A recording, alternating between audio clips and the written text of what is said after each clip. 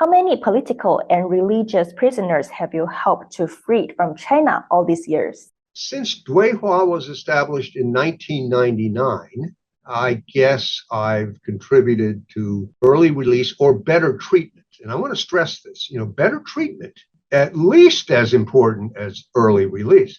Because if you're not being treated well, you may not make it to the early release. Got me? So I estimate probably about 480. Prior to that, starting in 1990, you would have to add several hundred more. So it's a big number. And I'm still going. You ask, how about the first case, the most recent case? This is very interesting. So the very first case, my first intervention was for a young Hong Kong student who was involved in the Tiananmen protests in Shanghai. Name was Yao Yongzhan. And so I raised the case with Mr. Zhou Nan, head of the New China News Agency. I then went to Washington, testified. And when I came back, he was released. So that was first, number one. Now, recently, his father was released, I don't know, 10 months early. There you got it.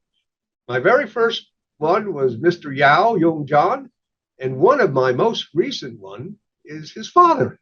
How are the Chinese officials' responses to their own human rights records? They are quite defensive, like to say what a wonderful record they have. I don't challenge them. I focus on individual prisoners. That's what I do. I don't talk in generality. I have a whole list of ways I interact with the Chinese government. And this gets to one of your questions. I never insult or say something nasty about a Chinese official, including President Xi. You conducted well-informed and mutually respectful dialogue with China. Do you encounter different levels of challenges during the different leaderships in China, including Jiang Zemin, Hu Jintao, and Xi Jinping? Jiang Zemin was very open to releasing political prisoners. He did authorize the release of many, many prisoners. Starting with Hu Jintao, less so. Yes, there were some, a few, but not as many as Jiang Zemin. And I must say, without being critical, maybe he's proud of it, but in the last 11 years, the number of political prisoners that have been released early has been, shall we say, few and far between.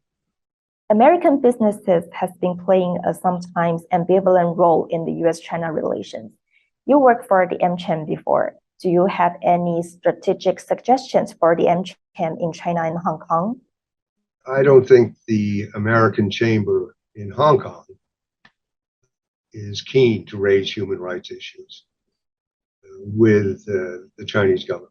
In the course of 2 years, 1990 to 92, 2 years, I testified to Congress 6 times on China MFN. 6 times. No one from either chamber has ever done anything like that, including, I should add, Chinese Americans who served in leadership positions of the American Chamber. They don't talk about human rights. I've had some bad experiences over the years with AmCham. They have not supported my work, generally speaking. Is it possible for the U.S. companies doing business with China raising human rights issues? Your best friend is a critic. So if you really want to be a friend, a lot of American companies say, if I raise human rights, I won't be considered a friend. That's nonsense.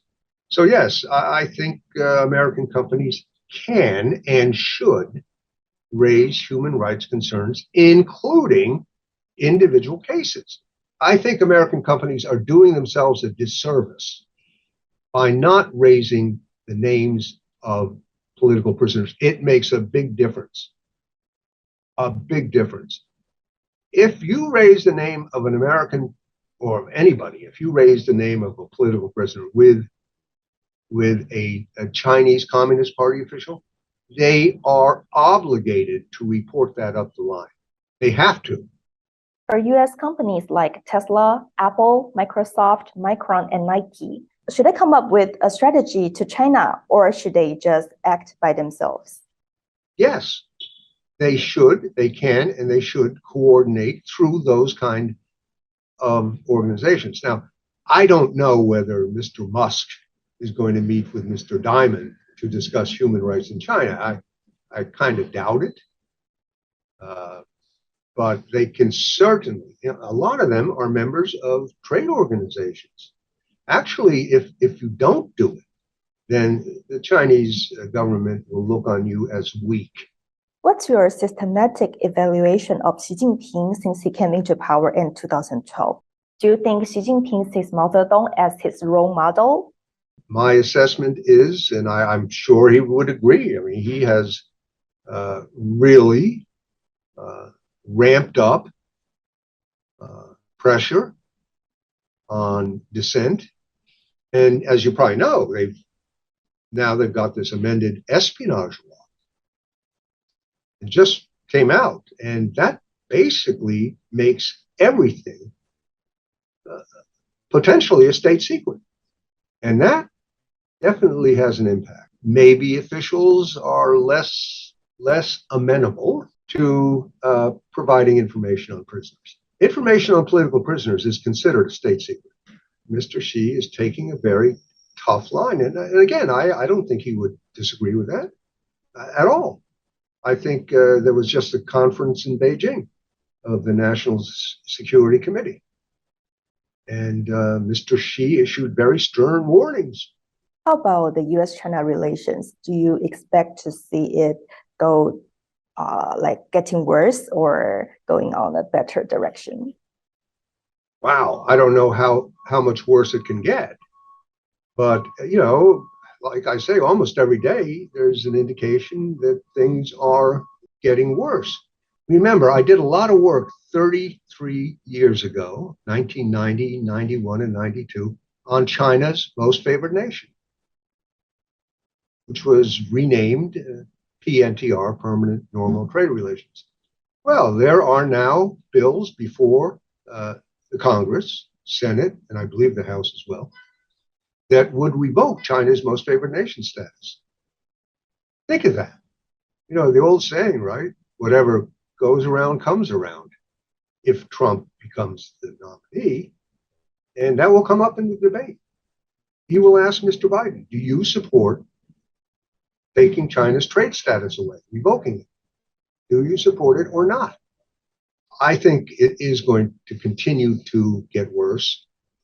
And we have those of us who would like to see better relations have a big challenge in front of us. In the 2002 New York Times profile piece, it depicted you as not only understand Mandarin and Cantonese, but also the language of the CCP.